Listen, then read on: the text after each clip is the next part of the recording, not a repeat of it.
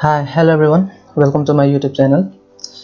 I'm back again with the lecture to how to calculate base shear, how to design seismic base shear, how to design lateral forces, how to calculate story shear forces, and yes, I'll be dealing with the concept of lump mass. What is lump mass? Why do we need to calculate it? How to calculate it? Okay, so I will refer the code IS 1893 part 1 2002 for this lecture and to calculate all these things. So let's continue. सबभन्दा पहिले त हामीले बुझौं base shear भनेको के हो अब base शियरलाई हामीले कसरी डिफाइन गर्न सक्छौं बेस शियर सबभन्दा पहिले त के हुन्छ भने हाम्रो बिल्डिङमा फोर्स दिने त कति एलिमेन्टहरु पनि हुन्छन् र सुरुमै एउटा कुरा भन्दिराछु ल यो भिडियो अलिक लामो हुन सक्छ because we have to deal with many thing in this videos so topic अलिक धेरै छ हामीसँग म कोड पनि रिफर गरेर यसमा भन्छु सो अलिक टाइम लाग्छ होला हामीलाई बढी टाइम लाग्छ होला भिडियो ठुलो हुन सक्छ सो प्लिज लास्टसम्म हेर्दिनु होला होप युजफुल हुनेछ तपाईहरुको लागि हेरौँ है त अब बेस शियरको लागि जति पनि इनर्शिया फोर्सेसहरु एक्ट गर्छ हैन हाम्रो बिल्डिङमा त्यो सबै के हुन्छ कलमको थ्रु तलतिर जान्छ हो बेसमा जान्छ हाम्रो बिल्डिङको हाम्रो जुन स्ट्रक्चर हुन्छ त्यो स्ट्रक्चरको बेसमा जान्छ अब यहाँ भने अनुसार inertia forces generated in the structure due to an earthquake are assumed to be transferred to the base structure as the base shear अब जति पनि फोर्स हुन्छ inertia फोर्सेसहरु हुन्छ सबै के हुन्छ बेसतिर ट्रान्सफर हुन्छ जसलाई बेस शियर पनि भनिन्छ हैन अब बेस शियरको अर्को अब बेस शियरलाई कसरी डिफाइन गर्न सक्छौं के हामीले So, base shear is the maximum lateral force that will occur due to seismic ground motion at the base of a structure. अब seismic ground motion भनेको earthquake आयो भने earthquakeले गर्दा हाम्रो ground motion भयो भने त्यसमा maximum lateral force कति जेनेरेट हुन सक्छ हो अब maximum lateral force कति जेनेरेट हुन सक्छ त्यो maximum lateral force लाई के भन्छ बेस शियर भन्छ अब यो यही जुन बेस शियर अब जुन हाम्रो इनर्शियल फोर्सेसहरु आउँछ नि हामी अहिले विन्ड लोड यसमा कन्सिडर गर्दैनौं अर्थक्वेक कन्सिडर गर्छौं र अर्थक्वेकको लोड पनि हामीले त्यही भर्टिकल जुन इनर्शिया फोर्स हुन्छ त्यसैलाई कन्सिडर गरेर गर्छौं इनर्शियल फोर्स जति लाग्छ बेसमा स्ट्रक्चरको बेसमा त्यो सबैलाई हामीले लिटरली डिस्ट्रिब्युट गरेर कति आउँछ के कसरी डिजाइन गर्ने त्यो सबै हामी यसमा पढ्छौं अब द इक्विभ्यालेन्ट लोड प्रोसिजर हामीले युज गर्ने भनेको कुन हो the equivalent lateral load procedure यो मेथड हामीले युज गर्ने के निकाल्नलाई बेस शियर सबै निकाल्नलाई र स्टोरी फोर्स डिस्ट्रिब्युट गर्नलाई है स्टोरी शियर डिस्ट्रिब्युट गर्नलाई is simplest method of analysis and requires less computational effort because of the forces depend on the course IS 1893 part 2 best fundamental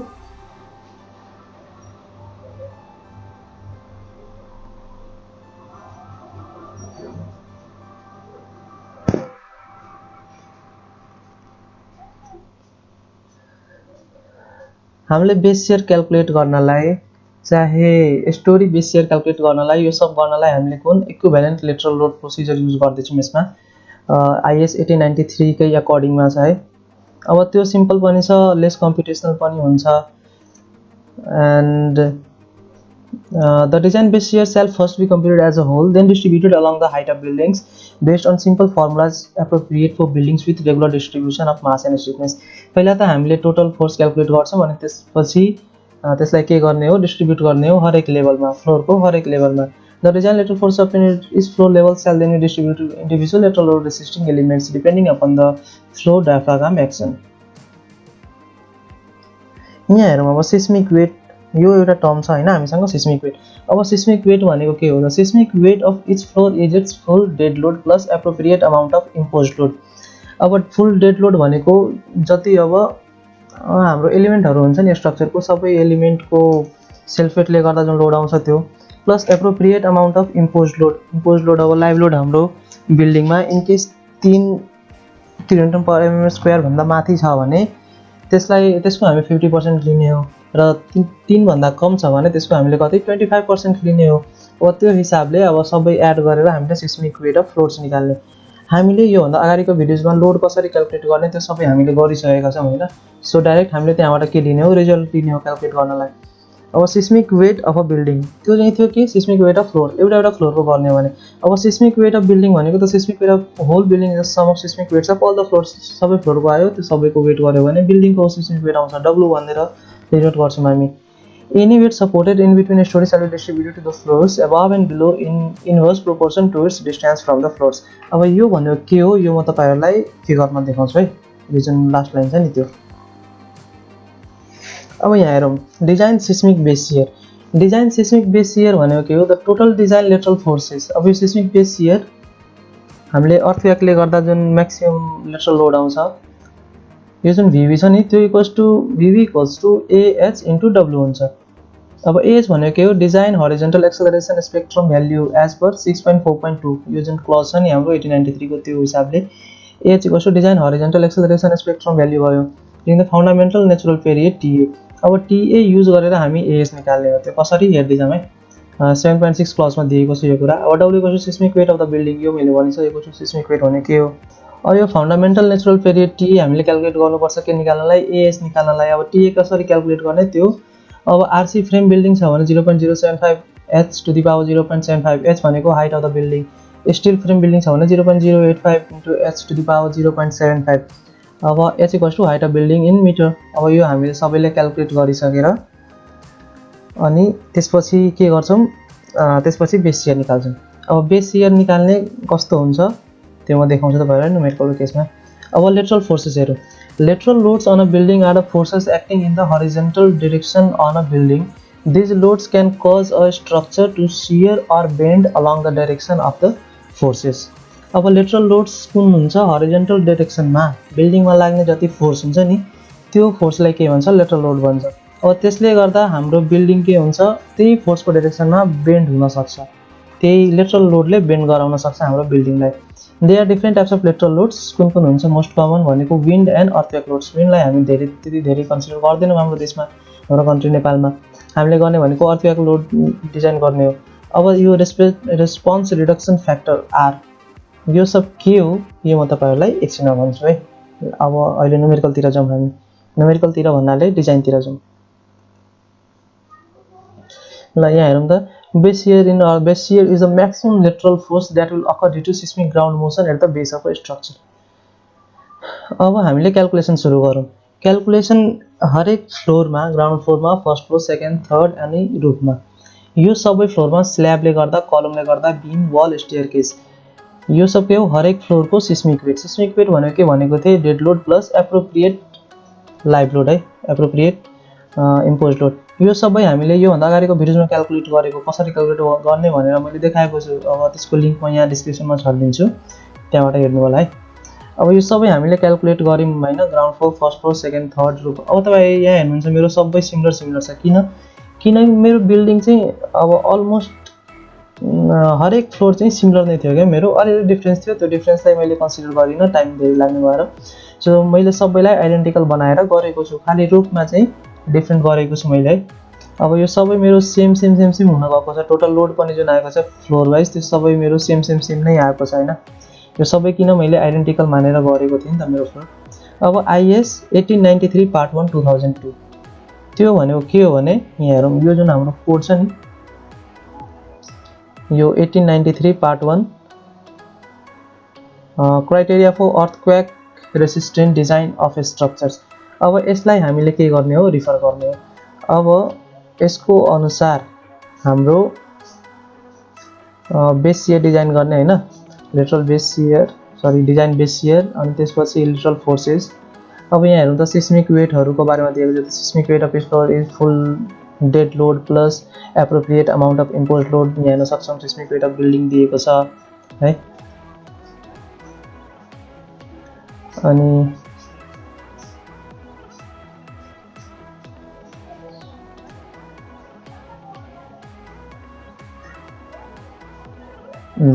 अनि त्यसपछि यहाँ 7.5 मा के दिएको छ हाम्रो टपिक, डिजाइन लेटरल फोर्स।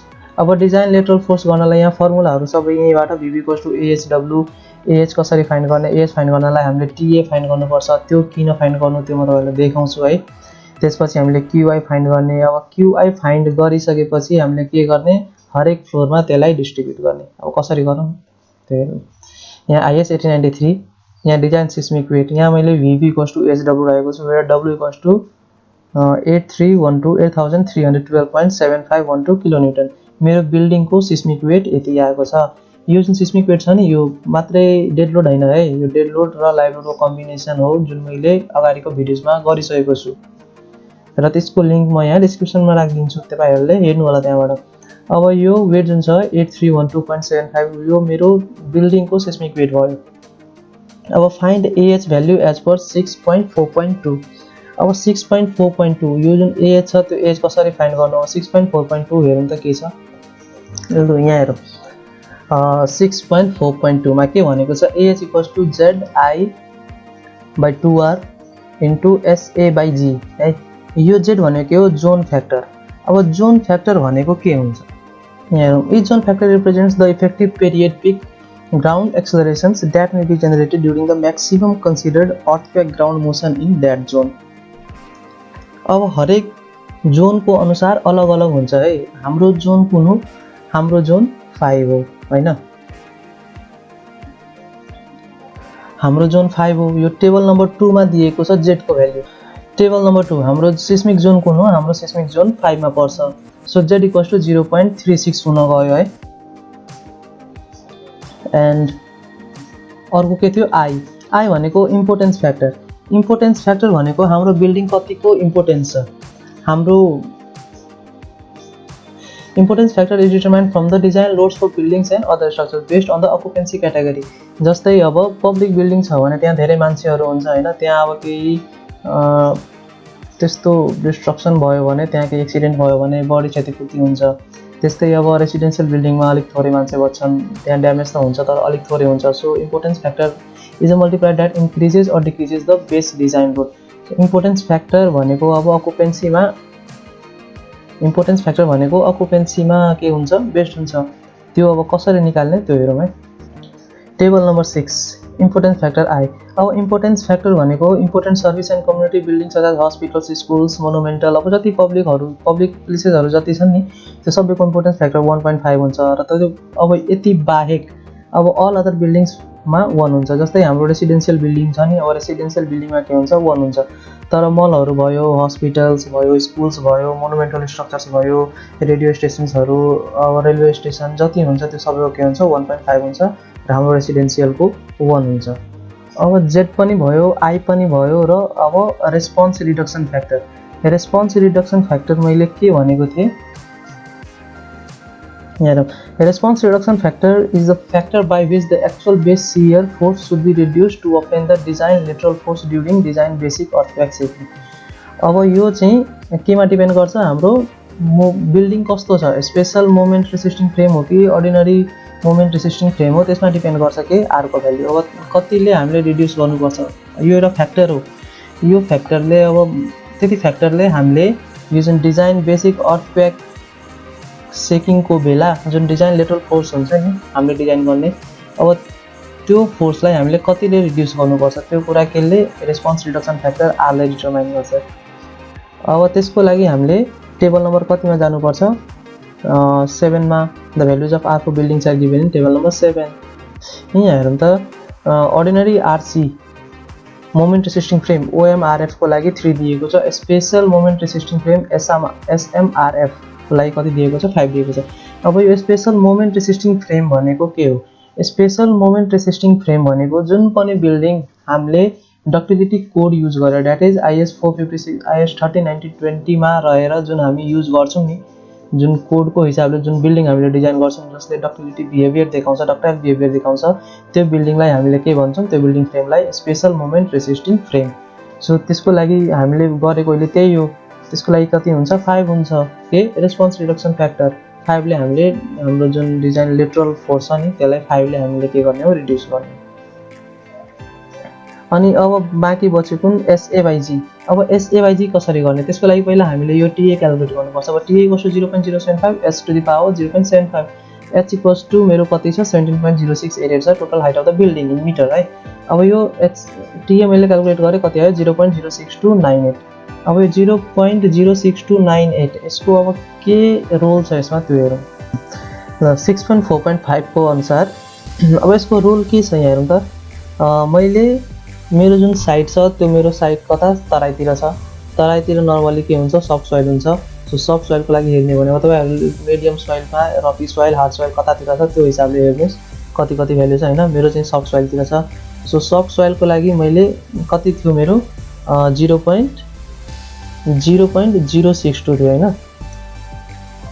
अब 0.062 को लागि सही मैले यहाँ रङ गरे जस्तो लागिरहेछ है 0.062 यहाँ दिएको छैन तर मैले के गरेको छु यहाँ 0.0 लाई कन्सिडर नगरेर 67 भन्दा तल भन्नाले यो बिचमा मैले 2.50 लिएको छु तर यहाँ हेर्ने हो भने के हुन्छ t 0.00 देखि 0.10 सो अब यो पनि यहाँ भ्यालु डाइरेक्ट हाल्ने हो t को भ्यालु त्यहाँ फर्मुला दिएकै छ त्यो त्यहाँबाट t गरेर गर्ने मैले यही यो गरेको छैन 2.5 वाला so we will do according to this only 2.50 लिएर नै गरौँ हैन एज्युम 0.67 भन्दा तल र 0.10 भन्दा माथि आएको छ सो कति 2.50 आयो के को भ्यालु SA/G को भ्यालु त्यो भ्यालु कसरी लिने हामीले यहाँ सिकिसक्यौं हैन मेन कुरा अब त हामीले सिक्ने न हो यहाँबाट अब यहाँ हेरौँ त मेरो यो SA/G आइसक्यो त्यहाँबाट अब यो सबै आइसकेको छ Z भनेको 0.36 I भनेको कति I भनेको 1 R भनेको 5 SA/G भनेको 2.5 हो अब यो सबै युज गरेर म अब के गर्छु SA/G = 2.50 यति सबै छ हैन म H मैले फाइन्ड गरे H मेरो 0.09 आयो अब VV = H * W 0.09 * W seismic weight of the building यति आएको थियो सो 748.147 यति आयो मेरो VV अब यो सबै आइसकेपछि एकचोटी हामीले एउटा कुरा हेरौँ त यो जुन लम्प्ड मास सिस्टम छ नि लम्प्ड मास सिस्टम भनेको के हो जस्तै यो छ हाम्रो बिल्डिङ हैन अब यो बिल्डिङको floor first floor second floor third floor fourth floor अनि यो छ हाम्रो रुफ लेभल अब यहाँ यो जुन छ नि हाम्रो यो फ्लोर भन्नाले फर्स्ट फ्लोर सम्म ग्राउन्ड देखि फर्स्ट फ्लोर को जुन बीचको पार्ट छ हाम्रो यहाँ हेरौँ त यो यहाँबाट आधी हैन यो आधी र नेक्स्ट फ्लोर को आधी सम्म अब यतिको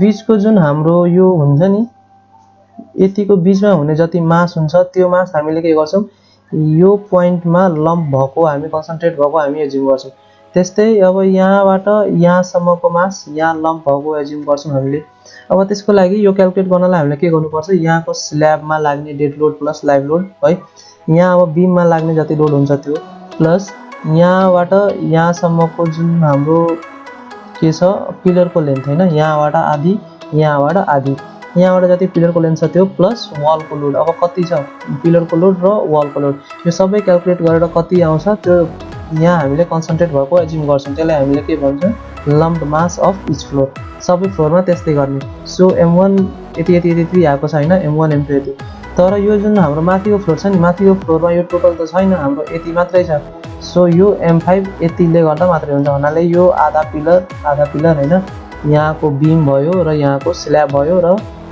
यहाँको त वाल त छैन अब वाल हुन्छ त्यही स्टेयरकेस कभर जुन छ त्यो हाम्रो अब त्यसको आधी यो सबै क्याल्कुलेट गरेर 299.7017 आयो यो यसरी हामीले के गर्न सक्छौं लम्प्ड मास सिस्टम निकाल्न सक्छौं m5 m4 m3 m2 m1 देखाउन सक्छौं हामीले हैन अब यसैलाई हामीले इन केस यो यसरी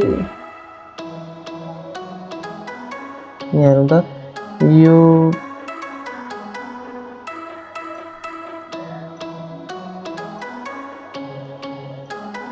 हाम्रो के भयो एक्सेलरेसन भयो हरेक फ्लोरको एक्सेलरेसन यो भनेको u5 त्यस्तै यो u4 u3 u2 u1 जति माथि जाँदै जान्छ नि हाम्रो फ्लोरको हाइट जति माथि जान्छ त्यति त्यो बडी नै डिस्प्लेस हुँदै जान्छ आफ्नो ठाउँबाट एक्सेलरेसन त्यसको बढ्दै जान्छ अब यो सबै गरिसकेपछि डिस्ट्रिब्युसन अफ डिजाइन फोर्सेस अब डिस्ट्रिब्युसन गर्नलाई हामीले के गर्नुपर्छ यो जुन QI छ नि डिजाइन लेटरल फोर्स अब यो क्याल्कुलेट गर्ने हामीसँग यो फर्मुला छ VV = WI/HI² divided by summation of J = 1 to N WJ/HJ². यो हाम्रो कहाँबाट आएको छ यो हाम्रो 7.7.1 7.7.1 बाट आएको छ है Qi = VV WI HI² by यति गरेर। अब यसलाई हामीले क्याल्कुलेट यहाँ हेरौँ त फ्लोर लेभल हाम्रो के छ 54321 त्यस्तै WI भनेको सबै अघिको जुन लम्बास देखाएको थियो त्यही माथिको सबै मैले यहाँ राखिदिएको छु यो सबभन्दा टप फ्लोरको त्यस्तै यो फर्स्ट फ्लोरको यसरी राख्ने बीचमा। अब HI भनेको बेसबाट मास चाहिँ कहाँ कन्सन्ट्रेट भएको छ हैन त्यहाँसम्मको के छ हाइट छ। सो 3.2004 6.4008 गर्दै 17.0688 सम्म छ हाइट। अब WI/HI स्क्वायर क्याल्कुलेट गर्ने WI भनेको यो इन्टु यसको स्क्वायर त्यस्तै यो इन्टु यसको स्क्वायर यो सबै के गर्ने क्याल्कुलेट गर्ने WI/HI स्क्वायर र त्यसको समेसन निकाल्ने यहाँ तल है यसको यो टोटल समेसन। अब त्यसपछि यो Qi = यो राख्ने हैन यो इक्वेसन बनाउने क्याल्कुलेटरमा र यो जुन हाम्रो तलको छ नि यो डिनोमिनेटर। अब यो डिनोमिनेटरको भ्यालु के हुन जान्छ यो हुन जान्छ हाम्रो डिनोमिनेटरको भ्यालु यो चेन्ज हुँदैन यही हुन्छ सबैमा। र WI/HI स्क्वायर भनेको फर्स्टमा यो राख्ने सेकेन्डमा यो राख्ने थर्डमा यो फोर्थमा यो यसै गर्दै यहाँ राख्दै जाने है यो सबै हाम्रो क्याल्कुलेट भयो Qi को भ्यालु। अब यो जुन अघिको मैले जुन एक्सेलरेसन देखाएको थिएँ नि यो 5 U4 यसरी नै सबै अब U3 U2 U1 सम्म हुँदै जान्छ हैन। सो सबै के गर्ने क्याल्कुलेट यो Qi हाम्रो सबै क्याल्कुलेट भयो। यो Qi क्याल्कुलेट भइसकेपछि अब हामी के गर्छौं हरेक फ्लोरमा हामीले के गर्छौं त्यसलाई डिस्ट्रिब्युट गर्ने हो। अब डिस्ट्रिब्युट गर्नलाई डिजाइन लेटरल फोर्सेस Qi कति आएको छ सबैको 94.116 348.816 सबै फ्लोरको डिजाइन लेटरल फोर्सेस यति आएको छ हैन। अब स्टोरी शियर फोर्सेस भनेको के हुन्छ त्यही जुन हामीले बेस शेयर गरेका थियौं नि अघि त्यो सबै अब हरेक स्टोरीमा कति हुन्छ। सो 94.116 442. के गर्ने पहिला यो भयो हैन त्यसपछि यो प्लस यो जोडेर यति आयो। अब यसमा यो जोड्ने हो भने यति आउँछ हैन। अब यसमा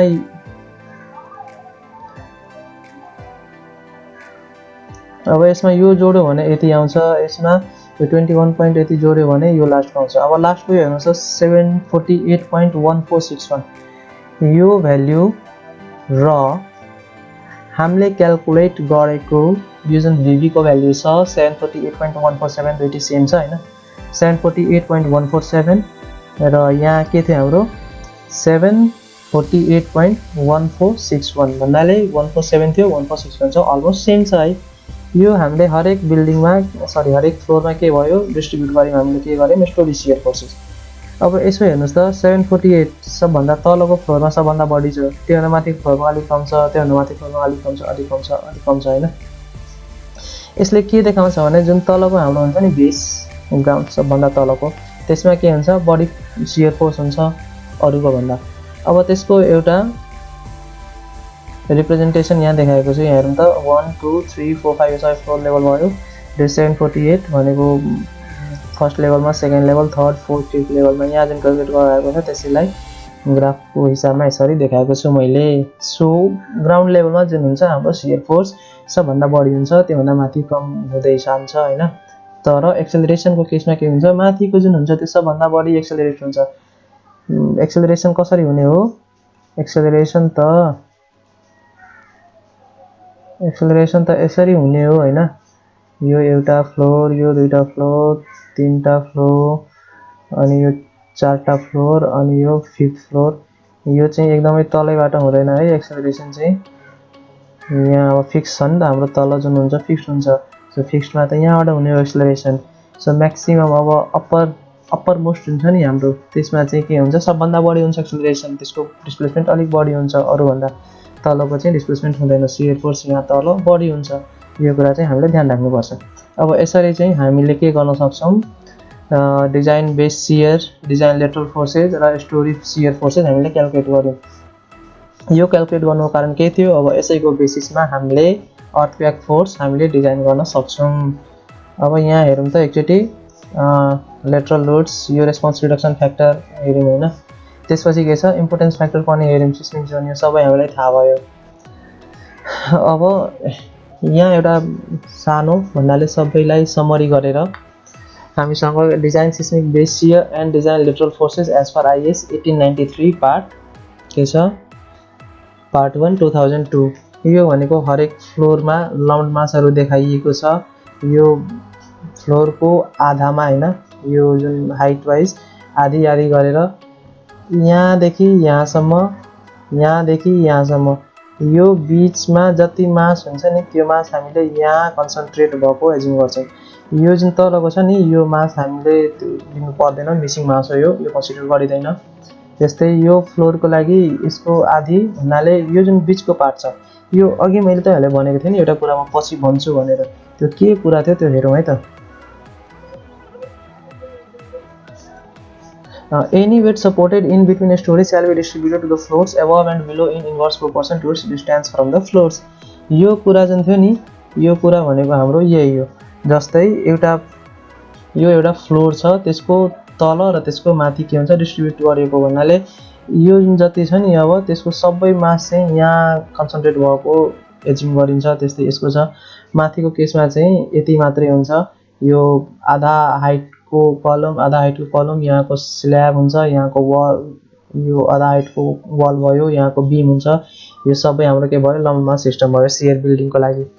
त्यस्तै अब यहाँ जुन एक्सेलरेसन हुन्छ नि यो acceleration U5 U4 U3 U2 U1 यो सबभन्दा माथिको फ्लोरमा सबभन्दा बढी हुन्छ, सबभन्दा तलको फ्लोरमा सबभन्दा कम हुन्छ र तल एकदम 0 नै हुन्छ बेसमा, बिकज फिक्स छ त्यो हाम्रो। अनि डिजाइन सिस्मिक बेस शियरको फर्मुला के थियो हाम्रो VB = AHW थियो। डिजाइन लेटरल फोर्सको लागि यो QI यो भनेको WI/HI²/J=1 to N WJ/HJ²। यो के को बेसमा छ हाम्रो IS 1893 पार्ट 1 2002। यो हामीले डिजाइन गर्ने बेला पनि हो। तपाईहरुले 8 सेममा in case earthquake engineering earthquake resistant design अब लिनु भएको छ भने त्यसमा यही फोर्स युज गरेर यही फोर्सको बेसिसमा हामीले के गर्नुपर्छ डिजाइनहरु गर्नुपर्छ, न्युमेरिकलहरु एक्जामको लागि पनि गर्नुपर्छ। सो यो तपाईले राम्ररी हेर्नु भएको छ भने तपाईहरुको एक्जामको लागि पनि 12 देखि 16 मार्क्ससम्मको एउटा न्युमेरिकल चाहिँ यस्तै हुन्छ, यही खाले हुन्छ। यो गर्न सक्नुभयो भने एउटा 12 देखि 60 मार्क्सको न्युमेरिकल बन्यो। र त्यस्तै यहाँ शियर स्टोरी शियर फोर्सेसहरुलाई डिस्ट्रिब्युट गरिएको छ हैन। सो अहिलेसम्म हेर्दिनु भएकोमा धेरै धेरै धन्यवाद। अब तपाईहरुलाई केही त्यस्तै कन्फ्युजन छ भने कमेन्ट गर्नुस्, म क्लियर गर्नेछु। र राम्रो लाग्यो भने लाइक गर्नु होला, शेयर गर्नु होला साथीहरुसँग।